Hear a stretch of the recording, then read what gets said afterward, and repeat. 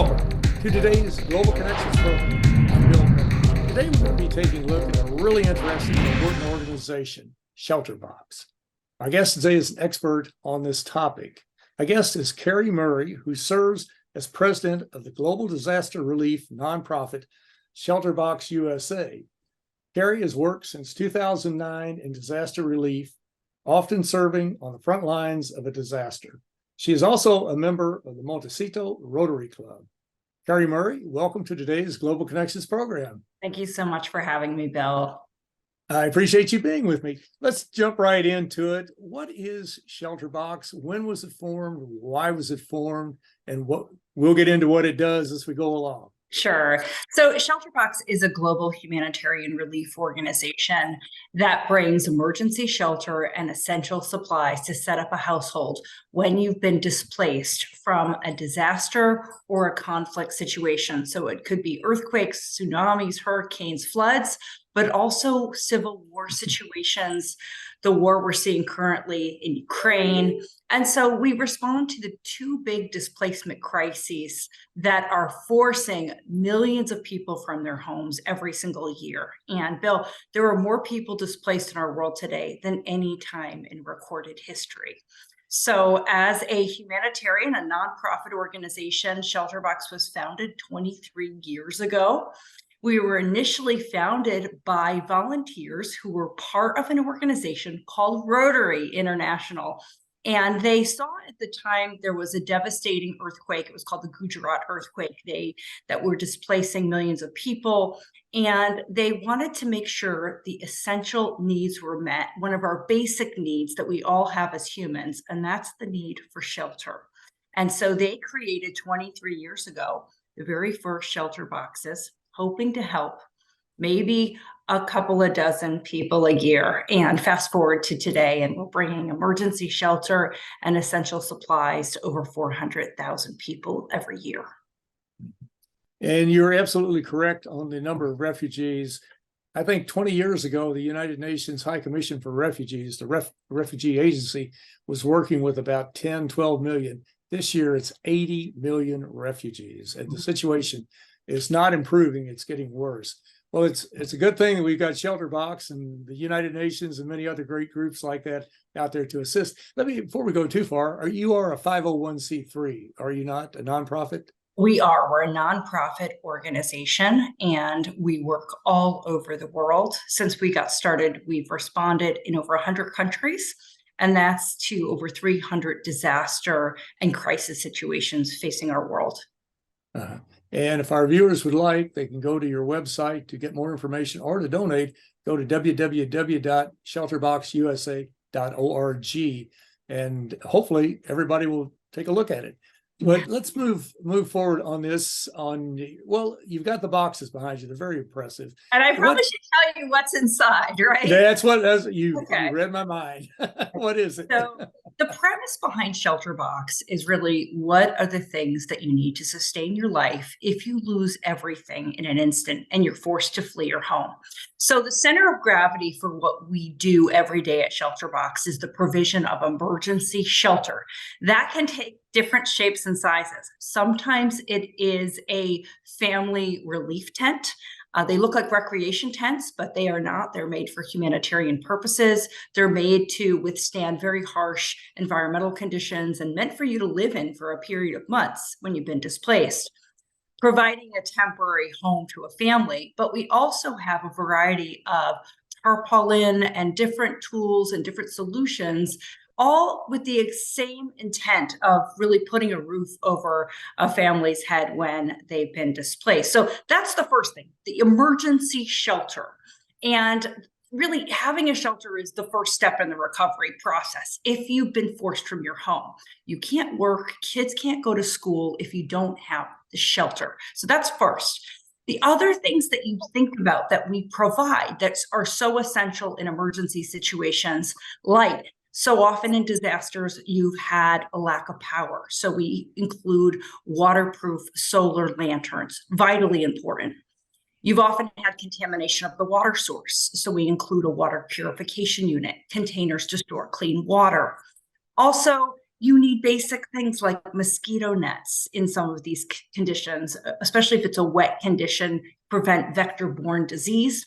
Also, things to sleep on. So waterproof ground mats, blankets. Also, aid organizations bring in food and water. But Bill, what are you going to cook a hot meal with and boil water with? So we include a whole stainless steel cooking set to help restore a sense of routine and normalcy for a family around meals.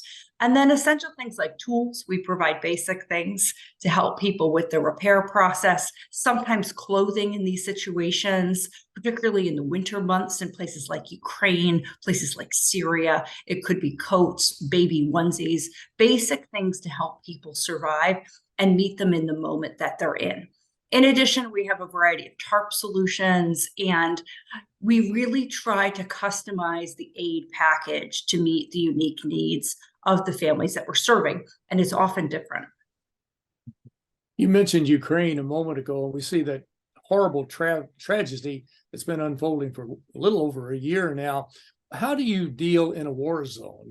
I know the United Nations, they're on the ground over there with the World Food Program, the UN Children's Fund, World Health Organization, the whole alphabet soup of UN agencies that can work in a zone like that. How do you're a civilian organization, they're civilians too, but how do you deal in a war zone in Ukraine? Where were you operating, and how did you get in and how did you get out safely? Sure. Well, I was just in Kyiv, Ukraine last month, and at ShelterBox, not only are we responding to natural disasters, the fastest growing piece of our work has been in violent conflict, and we are working in some of the world's most extreme conflict zones.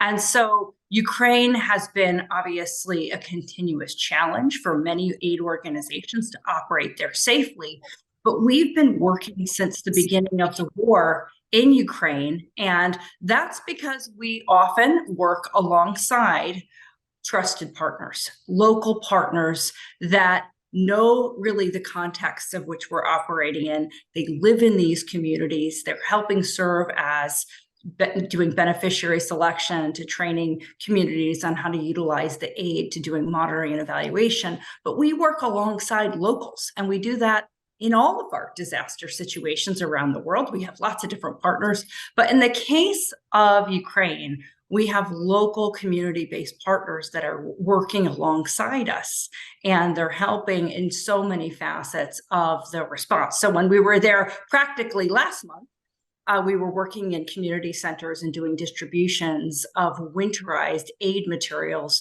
to families that had fled their home and been forced to flee their homes in the eastern part of Ukraine, in Russia-occupied areas of places like Donetsk. And many of these families were living in overcrowded basements. You know, a family I met was living in a basement with 60 people. Many of them don't have heat, don't have electricity. And so it's the community-based partners that we work with that really help us to identify the most vulnerable people who've been displaced and really work to meet the needs of how best to serve them. In the case of informing this response, it's the middle of winter, it's freezing. They needed basic things like high thermal sleeping bags because it was just as cold inside as outside because there was no heat. They also needed solar lanterns. They needed clothing. They needed stoves, just the basic things to help them survive the winter. So in these disaster context situations, it's very complex. It's always an evolution over time. We're constantly looking at how can we best meet the needs of that moment that they're in, but we often rely on local partners to help support us. That is extremely important. And when you mention partners, were you in collaboration with, OCHA, the UN's Office of the Coordination of Humanitarian Affairs, UN Children's Fund, Yes. UNICEF, some of the other. So we often agencies coordinate within the UN system, the cluster system, which has really been developed for the effective and efficient coordination of humanitarian aid.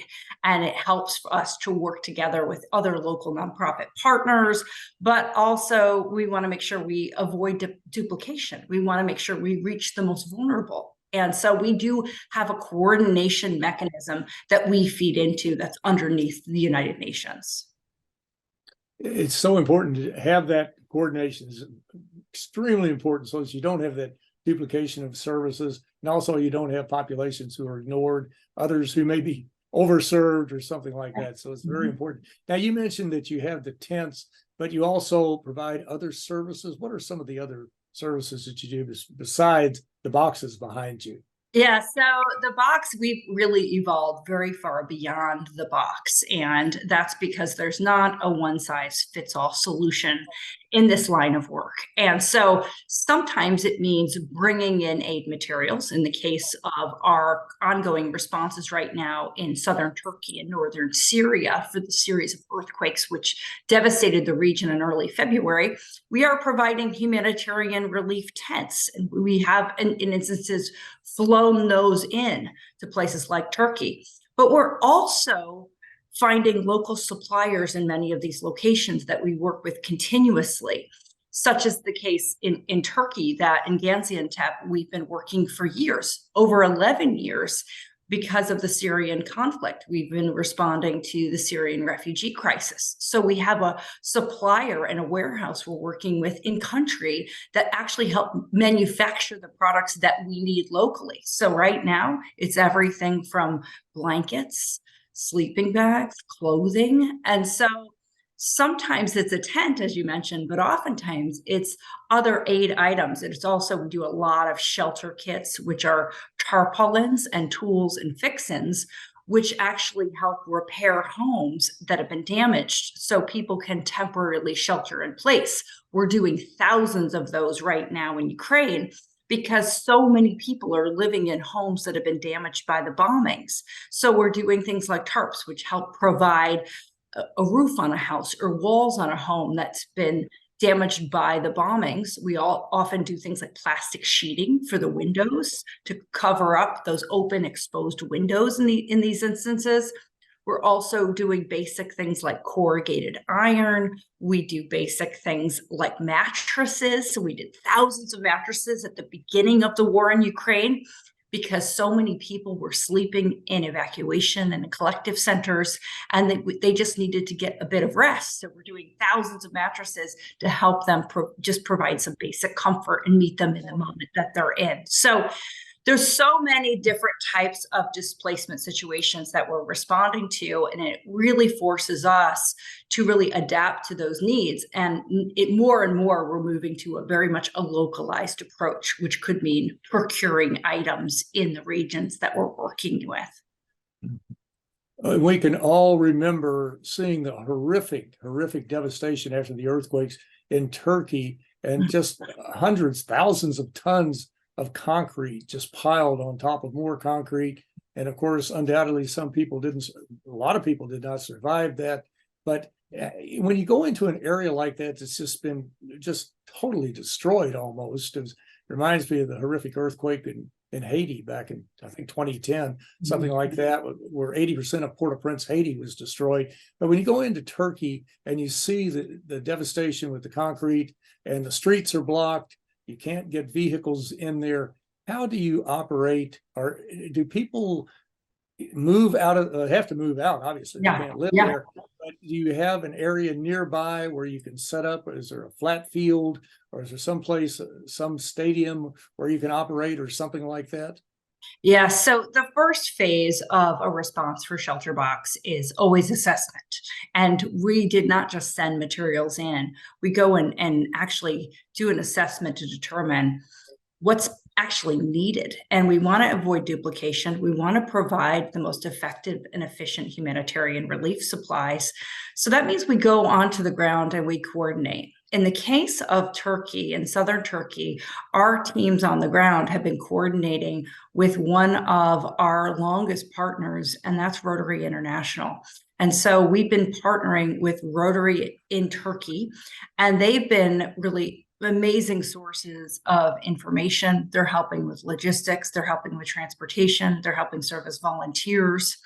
And so our teams that have been there during the duration of this response, they've experienced aftershocks in the hotels that they're staying in, which is obviously a very scary situation. We have a situation where over 50,000 people have been killed. And as you can see, millions of people displaced, and so many areas are just rubble. And yes, it is very much reminiscent of what we saw in Port-au-Prince in Haiti in 2010. In that disaster, you had 250,000 people that were killed and over 1.5 million people displaced. And so our teams, they go to the ground, they conduct assessments, they really determine what aid items are going to be most valuable, who's most vulnerable that we can serve. We often prioritize the most vulnerable. Those often happen to be elderly, disabled, it could be women, it could be lactating mothers, children.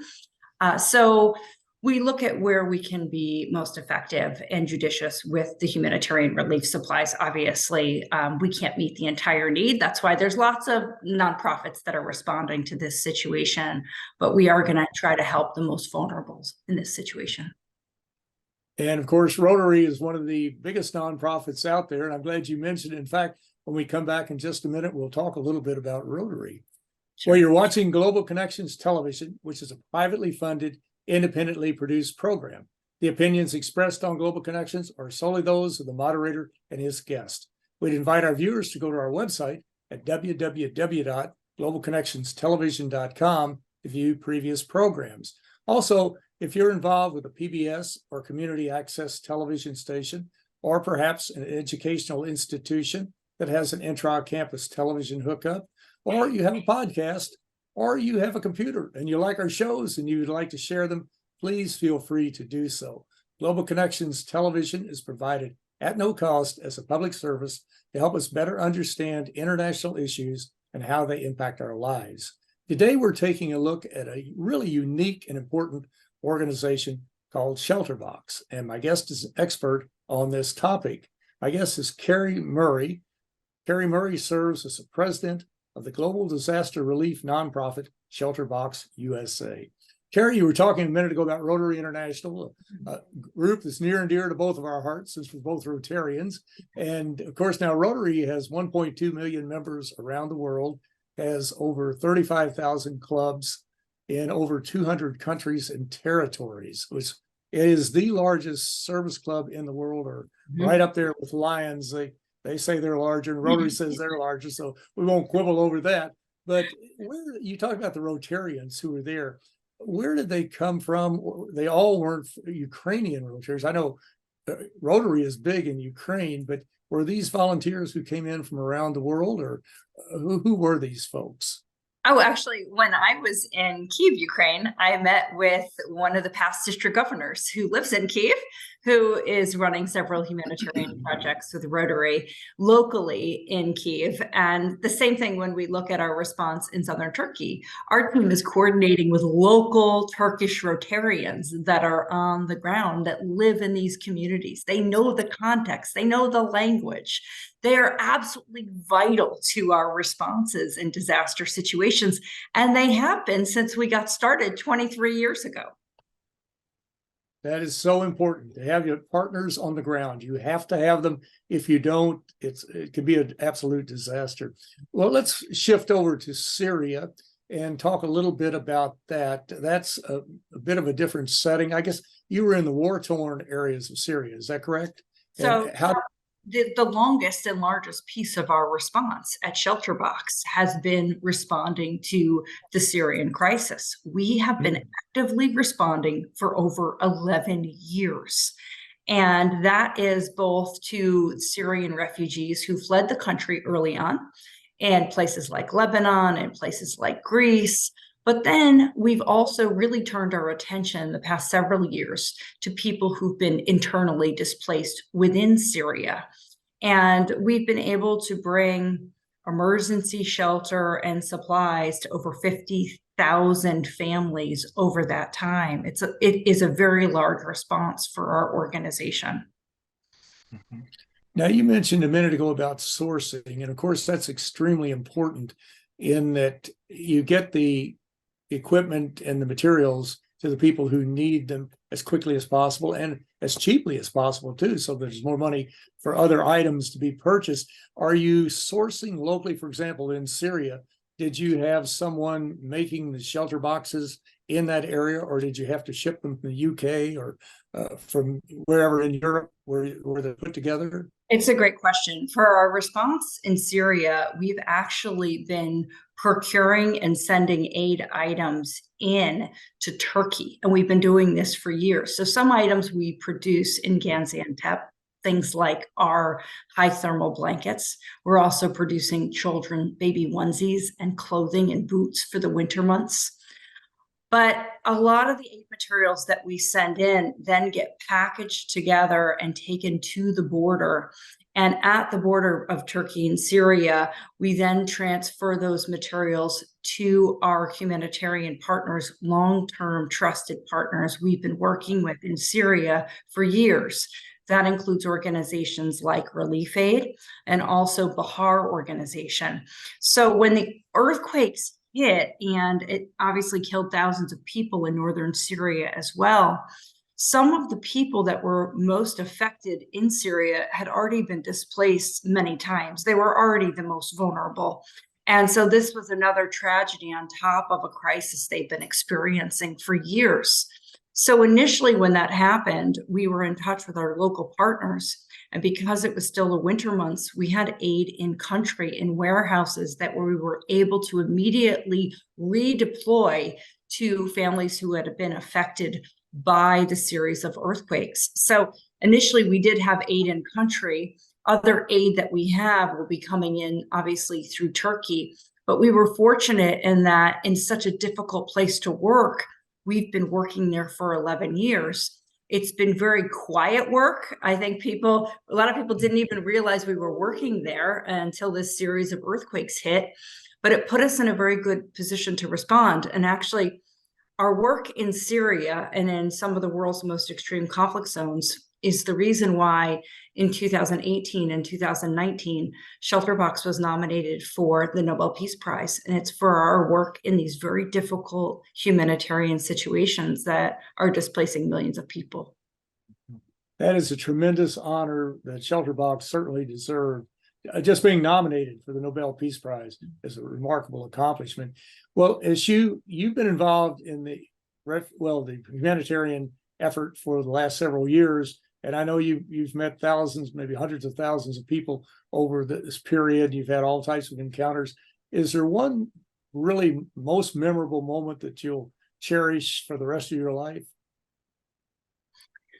I would say just a recent moment I had was in Kyiv and in Ukraine, and there was a series of moments, and I've met people who have been displaced who had 15 minutes to flee. And I met a family with a daughter that is the exact same age as my daughter, freshman in college. They had 15 minutes to flee the Severodonetsk region, and they found their way to Kyiv Oblast. And they had been sleeping in a basement with overcrowded basement, often without power, because the Russia airstrikes have been targeting power infrastructure to really weaken the Ukrainians, so taking out heat, water, electricity. And so this family had been living with often no power, with 60 other people in an overcrowded basement. And because of the work of the community-based foundations we were working with, they were able to access a small apartment living with other families. And they had really nothing. They were starting over. And so this family's life had stopped for a period of months. And so they came to the distribution, and we were providing them with high thermal blankets and sleeping bags, also some clothing, solar lanterns, and a stove. And I was helping the family carry the materials out, and they all at once just embraced me. And I asked them if these items were going to be helpful to them. And the father said, super. We were speaking through translator, but he knew the word super, and he hugged me. And the family was in tears. And it was just the most basic things for survival that they need to get back on their feet. And it was the hopefulness that they had for the future. And these are just the absolute building blocks and the foundations for life to get them going again. And the daughter's been displaced from school, obviously, so she's hopeful to go back, and she dreams of being a doctor. But it's so often we see that these very basic, simple things that we take for granted are just lifelines to these families. And they're very basic, they're inexpensive, but they can really transform someone's life. Well, Kerri Murray, ShelterBox has certainly been one of those major lifelines to literally tens of millions of people around the world over the past several years. But I want to thank you for all you've done, and also to thank you for a very interesting and a very informative program. Thank you so much. I'm Bill Miller. Thank you for joining us today on Global Connections Television.